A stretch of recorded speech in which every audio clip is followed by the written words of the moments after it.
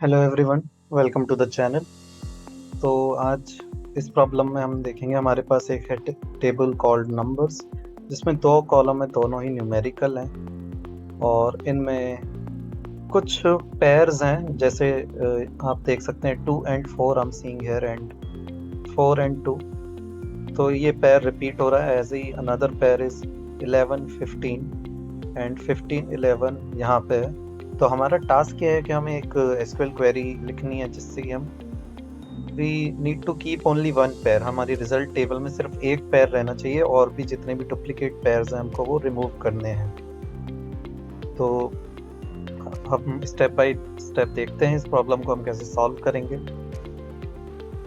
And मैं suggest करूंगा कि आप पहले पेन पेपर लें या फिर टेबल क्वेरी आपको डिस्क्रिप्शन में मिल जाएगी। उस क्वेरी को रन करके एक बार खुद से अटेम्प्ट करें इस क्वेश्चन को, उसके बाद ही सॉल्यूशन देखें। तो आइए देखते हैं इसको हम कैसे सॉल्व करेंगे। तो इस प्रॉब्लम के कई तरह के सॉल्यूशन हो सकते हैं। There are multiple ways to solve it. मैं अपना तरीका यहाँ पर शेयर करने वाला हूँ जो मुझे सबसे पहले हिट हुआ और जो मुझे सही भी लगता है, तो मैं उसके बारे में बात करूँगा। तो यहाँ पर मुझे अगर पेयर्स रिमूव करने हैं, डुप्लीकेट पेयर्स, तो मुझे एक कॉलम ऐसा चाहिए होगा जिससे मैं पहचान सकूं, आइडेंटिफाई कर सकूं कि ये पेयर्स सेम है। जैसे कि मैं यहाँ पे एक एक्स्ट्रा कॉलम बना लूं और वो इन दोनों पेयर्स कॉलम्स की कुछ वैल्यू ऐसी दिखाए कि मैं उससे आइडेंटिफाई कर सकूं कि यहाँ पे भी 2 और 4 का सेम है और 4 और 2 के लिए भी वो वैल्यू सेम आ रही है। तो आई कैन आइडेंटिफाई कि ये सेम पेयर्स हैं and then I can keep only one of those. तो सबसे पहले ऐसा सोचता हूँ तो मेरे दिमाग में आता है कि आई कैन यूज सम। तो लेट्स ट्राई दैट। मैं सम निकालता हूँ, A plus B S S M लिख देता हूँ मैं उसको और मैं इसको रन करता हूँ। एज यू कैन सी यहाँ पे 2 and 4 का 6 है एंड अनदर 4 and 2 के लिए भी 6 आ गया है मेरे पास।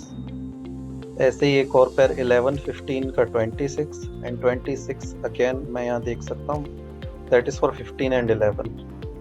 तो sum is fine but 2 and 4 का सम 6 है, बट 3 and 1 का सम भी 3 and 3 का सम भी 6 हो सकता है और 5 और 1 का सम भी 6 हो सकता है। तो sum is not reliable. In that case I need one more thing apart from sum to identify the pairs. तो उसके लिए मैं क्या यूज कर सकता हूँ? I can use minimum as well. मैं अगर मिनिमम और निकाल लूँ इन दोनों कॉलम्स का, लाइक 2 and 4 का मिनिमम 2 होगा और इनका सम 6 है, एंड यहाँ पर मैं अगर 4 and 2 का मिनिमम दिखा लूँ तो वो भी 2 होगा और सम 6 है। लेकिन अगर इनकी जगह पे 5 and 1 है जिसका सम तो 6 है बट उनका मिनिमम 1 होगा, नॉट 2। तो इस तरह से मैं डिस्टिंग्विश कर सकता हूँ। तो मुझे एक और कॉलम चाहिए सम के अलावा, वो होगा मिनिमम का। अब मिनिमम निकालने के लिए यहाँ पे मैं मिन का इस्तेमाल नहीं कर सकता। आप लोग सोच रहे होंगे कई लोग कि हम मिन का इस्तेमाल कर सकते हैं, बट नहीं।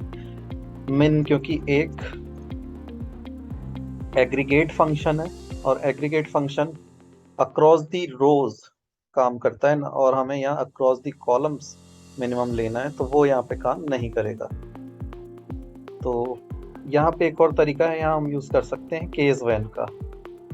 तो आइए लिखते हैं case when when a is less than b, then a else b and, और इसको मैं लिखता हूँ एज mn लिख देता हूँ मैं, मिनिमम। तो अब इसको रन करके देखते हैं। यस, जैसा कि हम देख सकते हैं 2 and 4 का सम 6 है एंड मिनिमम 2 आया, और यहाँ पर भी 4 and 2 का सम 6 है, 2 मिनिमम आया है 2। नाउ एक और पेयर जो है हमारे पास 15 11, इसके लिए 26 और 11 है, और यहाँ भी 26 और 11 है। ठीक है, तो ये मेरे पास एक इंटरमीडिएट टेबल है। अब मुझे क्या करना है कि जहाँ पे भी ये रिपीटिशंस आ रहे हैं, मुझे उनमें से एक को रिमूव करना है, सिर्फ एक को रखना है। ये मैं कैसे करूँगा? तो अब यहाँ पर मैं एक विंडो फंक्शन रो नंबर का इस्तेमाल करके जो भी कॉमन है, इक्वल, सम एंड मिनिमम है, उनको रो नंबर प्रोवाइड्स करूंगा। एंड और इन दी एंड में रो नंबर 1 को सिर्फ सेलेक्ट करूंगा, या 1 से जो भी ज़्यादा है उनको डिस्कार्ड कर दूंगा अपनी टेबल से, और इस तरह से मैं अपना रिजल्ट अचीव करूंगा। तो चलिए रो नंबर का लिए कोड लिखते हैं। रो नंबर एक विंडो फंक्शन है, और विंडो फंक्शन सीखने के लिए मैं आपको लिंक प्रोवाइड कर दूंगा डिस्क्रिप्शन में।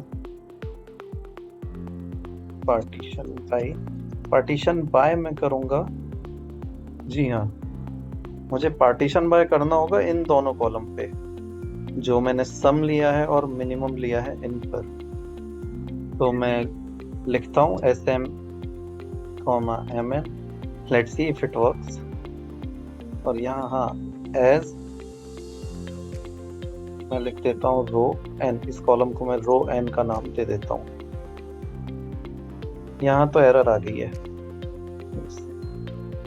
Unknown column SM in window partition by. Since SM MN ये कॉलम ओरिजिनली टेबल में नहीं थे, इसलिए हम इन्हें यहाँ यूज नहीं कर सकते हैं। तो इसके बजाय हम क्या करते हैं, we can directly use these expressions. तो SM की जगह मैं यूज करता हूँ A प्लस B का,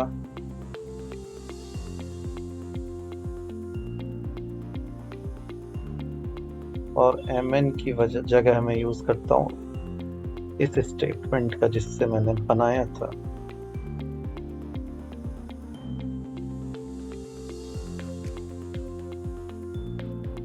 लेट्स रन दिस। और हाँ देखिए, हमारे पास रो नंबर आ चुका है 1 A, जहाँ पर A 1 और 2 है, हमें यहाँ पे रो नंबर 1 मिल गया है।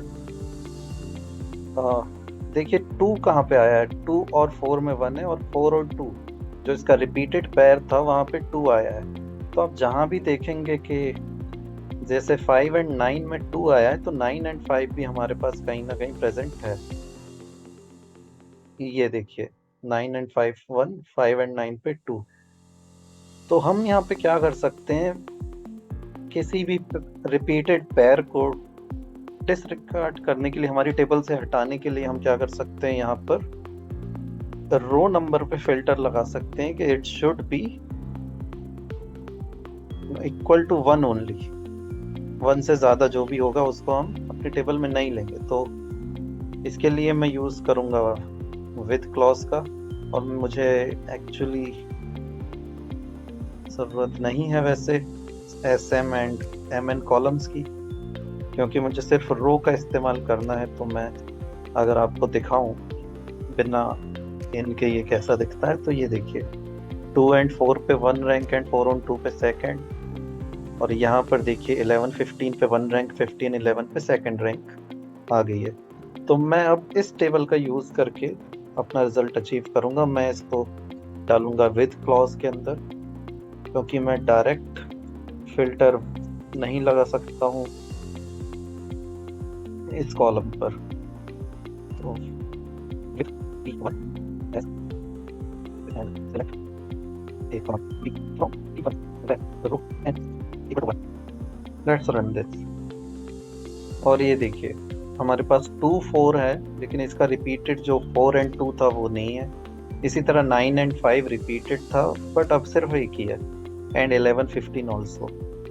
सो this is how we can achieve this. इसके और भी सॉल्यूशंस हो सकते हैं इस प्रॉब्लम के। I would love to see other solutions in the comments as well from you guys. आपने इसको किस तरह, किसी अलग तरह से अगर अप्रोच किया हो तो please let me know in the comments, and please like the video if it has helped you in any way, and subscribe for more videos like this.